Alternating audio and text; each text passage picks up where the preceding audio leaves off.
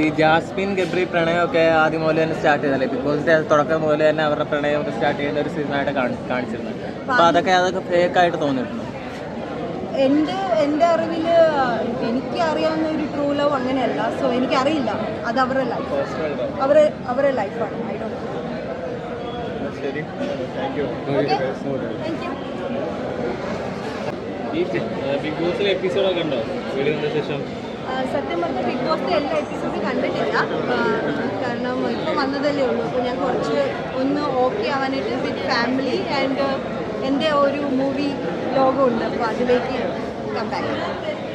ഈ ബിഗ് ബോസിൽ നിന്ന് പുറത്താക്കിയത് പ്രേക്ഷകരുടെ തീരുമാനപ്രകാരം തന്നെയാണെന്ന് വിശ്വസിക്കുന്നത്? കേട്ടില്ല. ബിഗ് ബോസിൽ നിന്ന് പുറത്താക്കിയത് പ്രേക്ഷകരുടെ തീരുമാനപ്രകാരമാണെന്ന് തന്നെ കരുതുന്നുണ്ടോ? അങ്ങനെയാണ് ഞാൻ വിചാരിക്കുന്നത്. അങ്ങനെ ആയിരിക്കാം. പ്രേക്ഷകരുടെ സപ്പോർട്ടിനെന്നാണ് പറയുന്നത്. വെൽക്കം കിട്ടി അങ്ങനെ നോക്കിയിട്ട് ഞങ്ങൾക്ക് അങ്ങനെ തോന്നുന്നില്ല. അല്ലാതെ നല്ല സ്നേഹം, നല്ല പോസിറ്റീവ് ഫീഡ്ബാക്ക് ആണ്.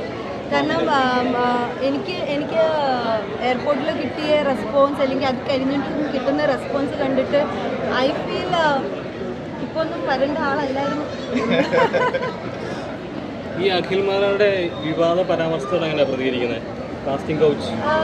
ഞാൻ അതിൻ്റെ എൻ്റെ ഒരു ഇൻ്റർവ്യൂവിൽ ഞാൻ അത് പറഞ്ഞിട്ടുണ്ടായിരുന്നു. സോ ഞാൻ ആ പുള്ളി പറഞ്ഞൊന്നും കണ്ടിട്ടില്ല, കേട്ടിട്ടില്ല. ബട്ട് അത് എനിക്ക് അതിൽ ഒരു ഇതില്ല എന്ന് ക്ലിയറാണ്. ഞാൻ ക്ലിയറാണ്. അങ്ങനെ ഒരു സാധ്യതയുണ്ടോ? കാസ്റ്റിംഗ് കൗച്ച് സാധ്യതയുണ്ടോ ബിഗ് ബോസിൽ?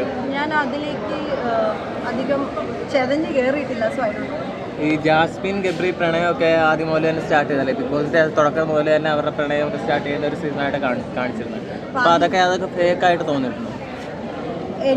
എൻ്റെ അറിവിൽ എനിക്ക് അറിയാവുന്ന ഒരു ട്രൂ ലവ് അങ്ങനെയല്ല. സോ എനിക്കറിയില്ല, അത് അവരുടെ ലൈഫ്, അവരുടെ ലൈഫാണ്. I don't know. ശരി, താങ്ക് യു. Thank you.